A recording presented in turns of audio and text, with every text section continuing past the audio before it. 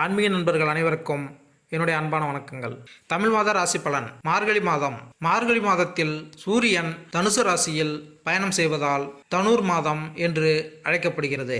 குளிர்காலம் தொடங்கும் மார்கழியில் நவகிரகங்களின் பயணத்தால் மேச ராசி முதல் மீனராசி வரை 12 ராசிகளில் பிறந்தவர்களுக்கு என்ன பலன் கிடைக்கப் போகிறது என்று இங்கு பார்ப்போம். மார்கழி மாதத்தில் சூரியன் தனுர் ராசியில் சஞ்சரிக்கிறார். மார்கழி 29ஆம் தேதி மகர ராசிக்கு இடம் மாறுகிறார். செவ்வாய் விருச்சிக ராசியில் அமர்கிறார். செவ்வாய் 12ஆம் தேதி தனுசு ராசிக்கு செல்கிறார். புதன் விருச்சிக ராசியில் அமர்ந்திருக்கிறார். 23ஆம் தேதி தனுசு ராசிக்கு செல்கிறார். குரு மேசராசியில் இருக்கிறார். சுக்கிரன் துலாம் ராசியில் நிற்கிறார். மார்கழி 10ஆம் தேதி சுக்கிரன் விருச்சிக ராசிக்கு மாறுகிறார். சனி கும்பராசியில் அமர்கிறார்.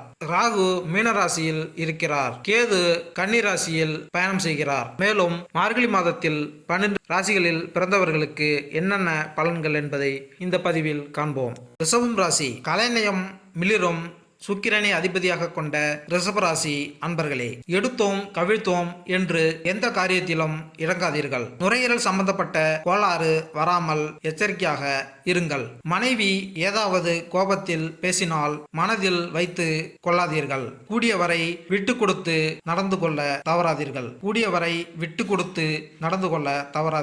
தொழிலில் உள்ள போட்டிகளை சமாளித்து வெற்றி பெறுவீர்கள். வியாபாரத்தில் நுணுக்கங்களை புகுத்தி அதிக லாபம் பார்ப்பீர்கள். காதலிக்கு கொடுத்த வாக்குறுதியை நிறைவேற்ற முடியாமல் தடுமாற்றம் அடைவீர்கள். அரசாங்க வேலை பார்ப்பவர்கள் அலைச்சல் அதிகமாகி அவதிப்படுவீர்கள். பூர்வீக சொத்து சம்பந்தப்பட்ட பிரச்சனையை தீர்த்து கொள்ள நீதிமன்ற உதவியை நாடுவீர்கள். ரிஷபராசியினர் 2023இல் சூரியன் தனது ராசியில் பெயர்ச்சி.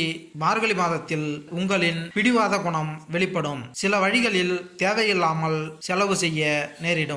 இந்த மாதத்தில் கடினமாக உழைப்பு உங்களை ஊக்குவிக்கும். உங்களின் நிதிநிலை முன்னேற்றத்தால் உங்களுக்கு ஆடம்பர விஷயங்களில் நாட்டம் அதிகரிக்கும். அதற்காக அதிக அளவில் செலவு செய்ய நேரிடும். நல்ல உணவு சாப்பிடவும் விருந்துக்கு செல்லவும் இந்த மாதத்தில் உங்களின் வேலைகளை முடிப்பதிலும் குடும்ப பொறுப்புகளை செய்து முடிப்பதிலும் புத்திசாலித்தனத்துடன் செயல்படவும். பெற்றோரின் ஆரோக்கியத்தில் கவனம் செலுத்தவும். உங்களின் உடல் நிலையில் விழிப்புடன் இருக்கவும். தனுசு ராசியில் சூரியன் இருக்கும் நிலையில் வீடு மனை வாங்குதல், வீட்டுக்கு தேவையான பொருட்களை வாங்க பணம் செலவழிப்பீர்கள். வெளிநாடு தொடர்பான வேலை வியாபாரம் செய்யக்கூடியவர்கள் லாபமும் ஆறுதல் தரும் விஷயங்களும் நடக்கும். மாணவர்கள் படிப்பில் கவனம் செலுத்த வேண்டும். பரிகாரம்: தினமும் காலையில் செப்பு பாத்திரத்தில் சூரியனுக்கு அர்க்கியம் செய்யவும். திருவண்ணாமலை சென்று வாருங்கள். பெருமையும் புகழும் அதிகரிக்கும். மேலும் இந்த வீடியோ உங்களுக்கு பிடித்திருந்தால் லைக் பண்ணுங்க, கமெண்ட் பண்ணுங்க, மறக்காம சப்ஸ்கிரைப் பண்ணுங்க.